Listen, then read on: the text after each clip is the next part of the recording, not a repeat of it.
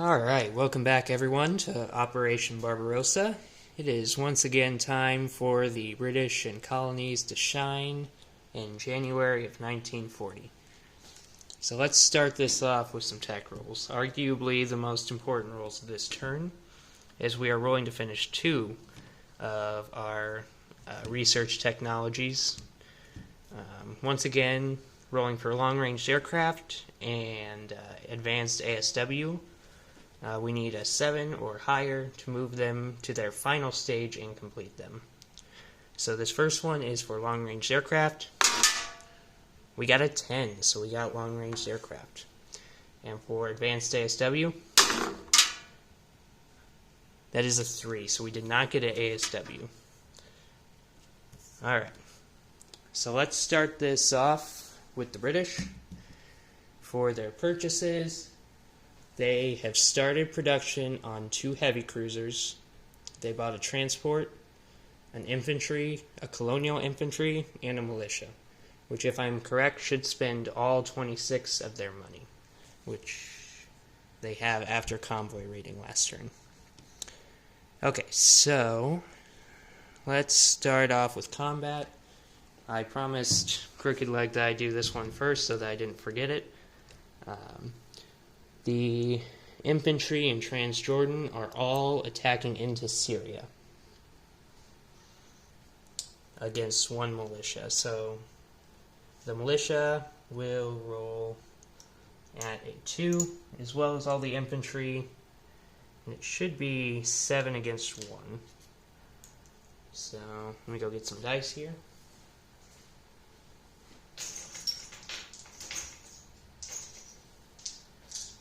Alright, got 7 dice. We're hoping to get this on the first round. So let's roll for the British infantry first. We did not get it. That's alright. We'll now roll for the Italian infantry, militia, excuse me. We did not get that either. Right, for the British. And I believe that's it. We got a 2 over here. Right, finish off. The militia gets to fire back one more time. Did not hit anything. Alright. So the infantry will walk into Syria with no casualties and take that.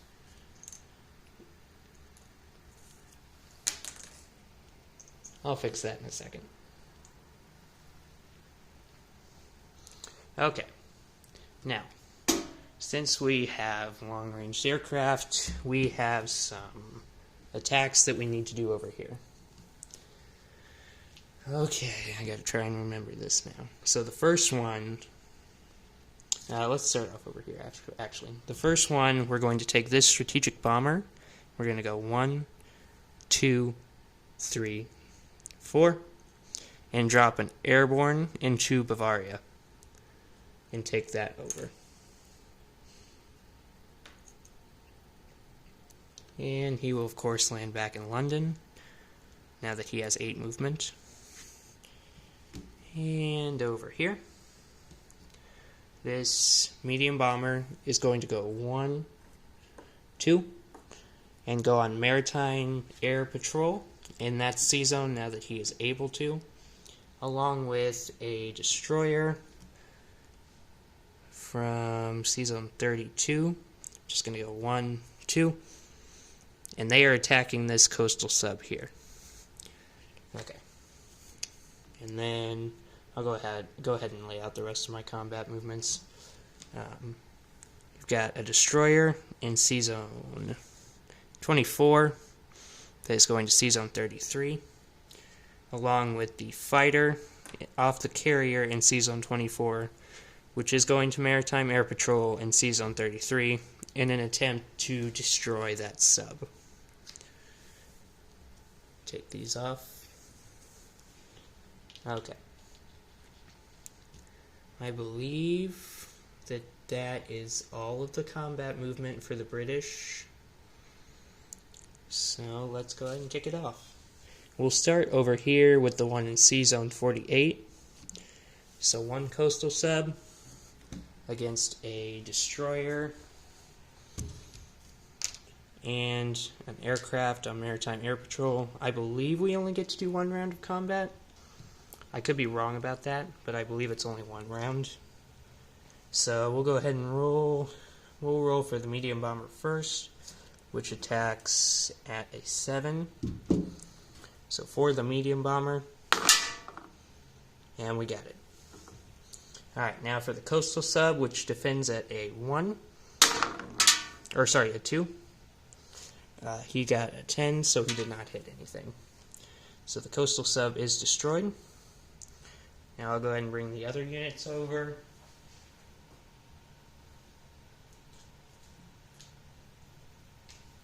Alright, for this one we've got a fighter and a destroyer against one sub.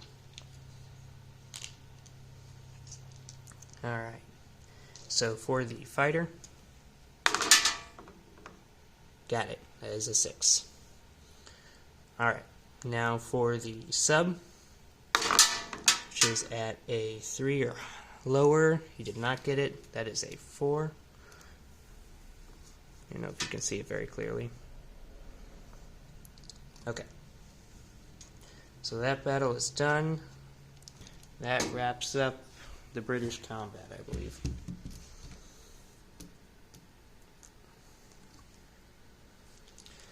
Okay, now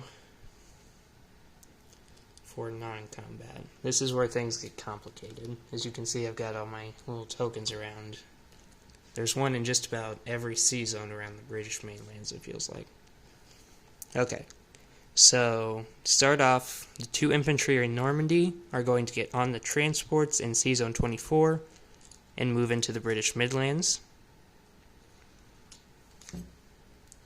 The Marine in Picardy is going to come across the Channel Port, and he is going to rail move into the British Midlands, as you can rail move across the Channel Port. And the 2 infantry in London are going to move to the British Midlands, the 2 Marines. I don't know if I said Marines or infantry, but the 2 Marines are going to the British Midlands as well. Okay, now right here. This coastal defense ship is moving from Sea Zone 23 to Sea Zone 24 and coming off of escort duty. Okay. And now, I gotta remember how he wants me to do this, or how I was going to do it before. This destroyer and this light cruiser are coming to Sea Zone 48, and they're going on escort duty there.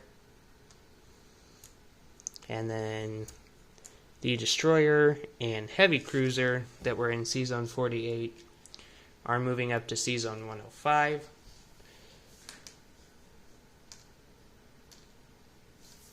And going on escort duty there. Okay. This light carrier that is in Sea Zone 24 is moving to Sea Zone 23. And the fighter, I don't think he can land there, actually. Okay. The fighter will stay on Maritime Air Patrol. Okay. Now, let's move up here.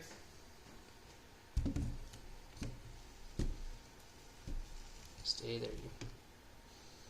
Okay. So the fleet, right here in this Sea Zone 115, the carrier with the aircraft, the 2 destroyers, and the light cruiser are all moving to Sea Zone 109. And then the aircraft in Southwest Africa is going on maritime patrol in Sea Zone 114.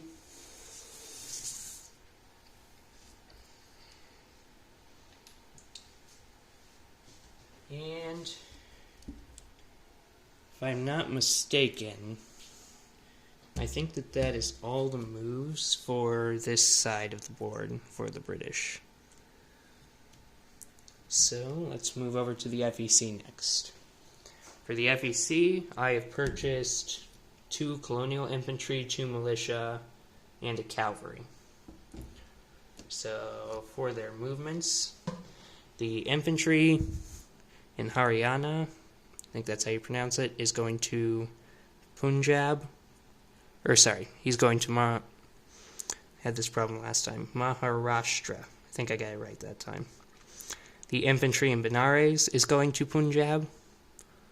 The Gurkha is moving to Burma out of Bengal. And an infantry in Calcutta is going to rail move to Maharashtra as well. Next, this coastal sub in Sea Zone 119 is going to move to Sea Zone 120.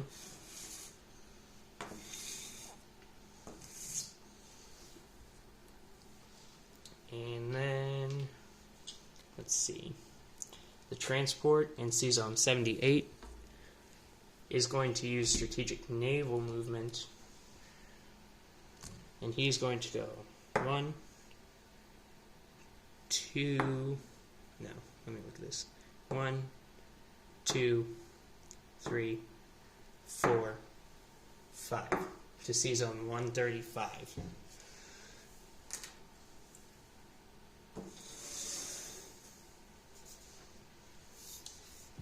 Get this token off. And I believe that is everything for the FEC and Anzac for that matter, because they don't have any movements this turn. I'm going to do a quick survey just to make sure, because I don't want to forget anything important this turn. I think that's it. Before I forget, I need to do wartime economy for the Japanese player. He asked me to do it because he forgot to do it on his turn. So let me get some 6-sided dice real quick.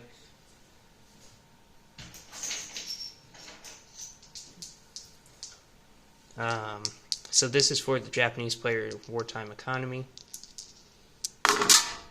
Got 9. I apologize for not doing that at the beginning. I almost forgot it altogether though.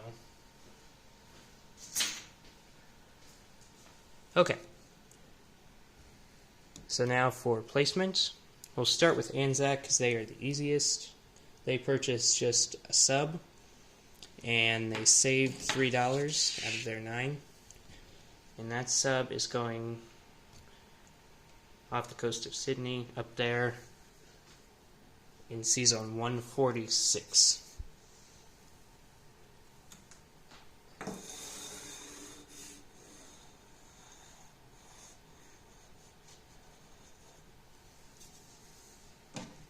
Okay, now for the FEC, they're placing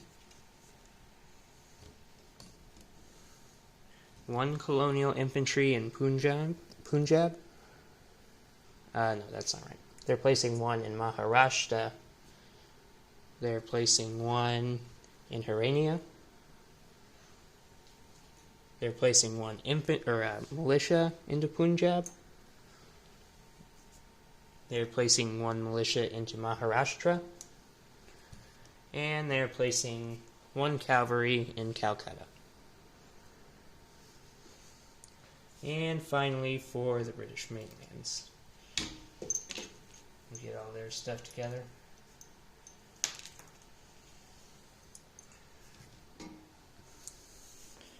Over here, they have 1 transport that's going to Sea Zone 24, and 1 infantry that's going to London. And all the way down in South Africa, they've got a militia and a colonial infantry which, let me check the name of this territory. They are both going to Rhodesia.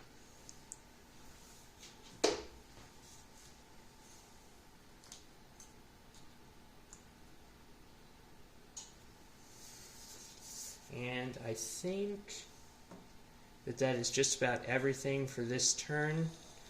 As I said before, they have 2 heavy cruisers, which we will begin production for this turn. But I think that's everything. So for the income totals next turn, the British will have 26 after taking Bavaria with no bonuses and hoping that we don't lose anything to convoy rating. The Anzac will have they will have 12 with their bonus, $3 saved, and $7 of income. And the FEC will have 14 with just their base income. So thank you all for tuning in once again, and I will see you in July.